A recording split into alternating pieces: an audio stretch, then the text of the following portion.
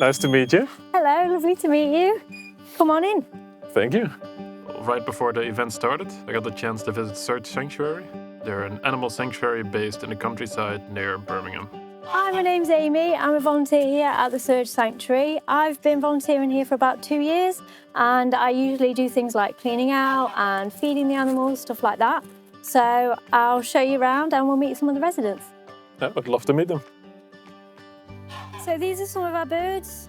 So we've got chickens and we've also got turkeys. This is a lovely Berry. So Berry is showing off because there's so many people. He loves it and he likes to show off his beautiful colours. Oh, yeah, he enjoys it? He loves having people around. This part changes colour, and so it's very blue at the moment, and blue means that he's very happy. And when it turns completely red, that means he's quite angry. Oh. So at the moment he is very, very happy. He's happy that we're here. And this is called his snood, this bit here. It's called a snood. And it goes kind of really long when he's showing off, and then when he wants to eat, he'll bring it back up again and make it small. But this is him showing off to you now. Hello. Eric is the original sheep. Eric is the reason that the Surge Sanctuary is here. So I don't know if it's the same where you're from, but in the UK, lamb is a thing that people eat at Easter to celebrate Easter. And so Eric was going to be Easter dinner for somebody, and luckily he came to Abby, lived at Abby's house, and he was the reason that Abby wanted to create a sanctuary so that more animals like Eric could be saved. Hey sweetie, he's really cuddly and he likes a good scratch. And every year we shear them, so we take all the wool off and then we just put the wool on the muck pile. We don't use it because obviously we don't want to make a profit from anything on the animals. We don't want to, see them as an object. Okay, so these are the little pigs. Nigel was actually only in the house for a couple of weeks and he was ripping everything up, he was eating everything, and they said, we don't want him anymore, we're going to book him in to be slaughtered. And so we managed to rescue Nigel. And again, he was only this big, and now he's grown to this big, and they expected to keep him in their house forever, to live with them like a dog. And that's not how it works. Pigs need to be outside, they need to root up the grass, they need to go digging, they need to do all of these things that Nigel was trying to do in the house, but he just couldn't because there was nothing there, there was no grass, no dirt for him to dig in. So Maisie came with Daisy, the other pig that was in there. And again, they were bought as micro pigs and they just got too big for their owner and they didn't want to look after them anymore. Oh, that's it. You've got to stay there all day and all night now. Yeah, I visited a different place in Germany once. Yeah. That was the same. I could sit there for an hour. Oh. Definitely like their room. When you're a nice person as well, and animals will come to you because they know that you're nice. But most people just don't give them the time to actually realise how lovely they are. So how long have you been vegan? Almost 10 years now, I think. Oh, amazing. Yeah. That's quite a long time. Yeah, it's been quite a while. What made you go vegan? I think a lot of people have different reasons why they go vegan. Some people have health reasons, some people go vegan for the animals, for the environment. What was your reason? Yeah, so it was definitely just for the animals. Yeah. That was the main reason. You find out about more reasons after, environment and health and other things. But the main thing I thought about before I went vegan was when I was not feeling too well, I thought a lot about this, where it's very unfair in a way, depending on as which species you're born. Yeah. Your death might already be decided before you're even born. You're born and in a few months or weeks or however long you're going to die. There's like no, that's just how it is. That's how it is if you're a sheep. I'm born as a human, so my life is undecided and who knows what's gonna happen. So I thought that's definitely not fair, and that's something I want to fight for it to hopefully change, because I don't think anyone agrees that's just not how it should be.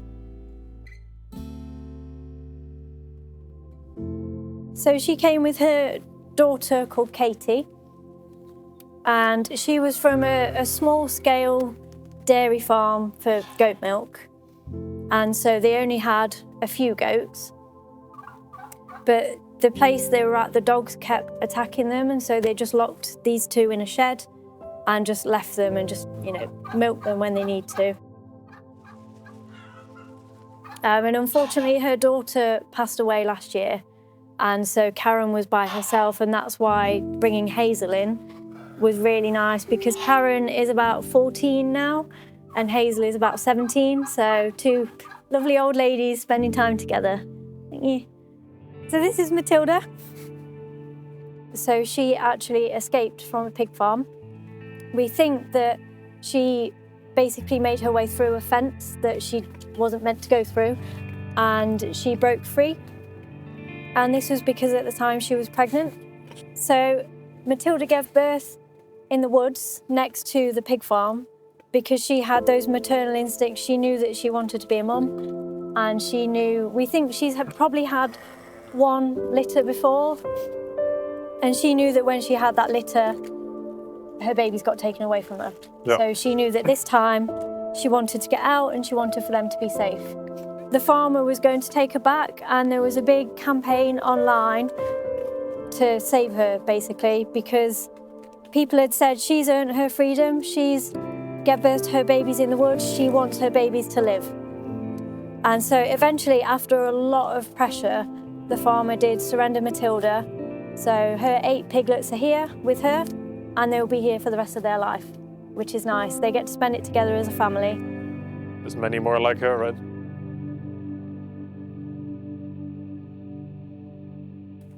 His wool kind of falls off itself, which is really good for him because his body has obviously told him, it's coming to summer, I need to take this wool off because it's going to get really hot.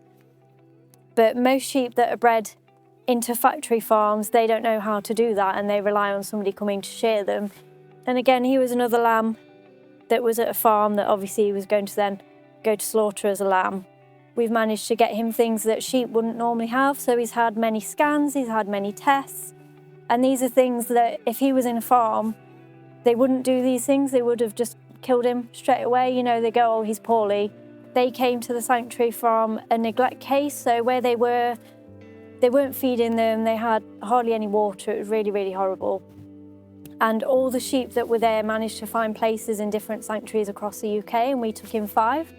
And at the time, the farmer had said, the ram has been in with them, so they could be pregnant.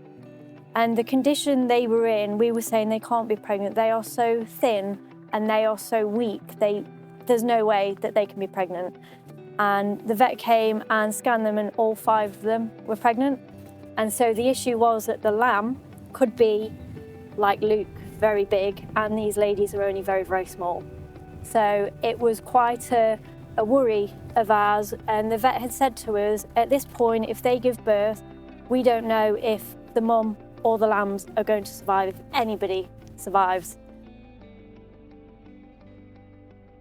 And I think a lot of people don't think about that because they've never seen these animals before. They see cats and they see dogs, and they see that they are lovely animals with personalities and they are all individual, but they have never seen a pig, a sheep, a cow before. Not in this way here. No, and then when they do see them like this, they realise that they are individuals and they have their own personalities and they are really lovely, and they deserve to live just as much as we do. Just because they're a different species, why does that mean that we can kill them and eat them? Why should we do that? But I think sometimes we need to step back and look at the fact that they are here, they are alive. And yes, there are many animals out there that aren't as lucky as these, but we try and do what we can. Like I said, we've rescued around 300 animals, saved them from being killed, and we've only been here for 3 years. So hopefully in the future that number will keep on increasing, and with what you're doing, raising awareness, more and more people are going to realise that animals are not here for us. They are here because they are individuals and they deserve to have the best life they can. So thanks for letting me visit today, Amy. You're very welcome. It's been lovely to meet you, and lovely to show you all of our residents here. Yeah, I'm happy I got to visit the Search Sanctuary. I didn't think I would have time, but... I know, but we're here. We made it happen. No, it's been brilliant to have you. Thank you ever so much for coming, and we wish you the best of luck in your game.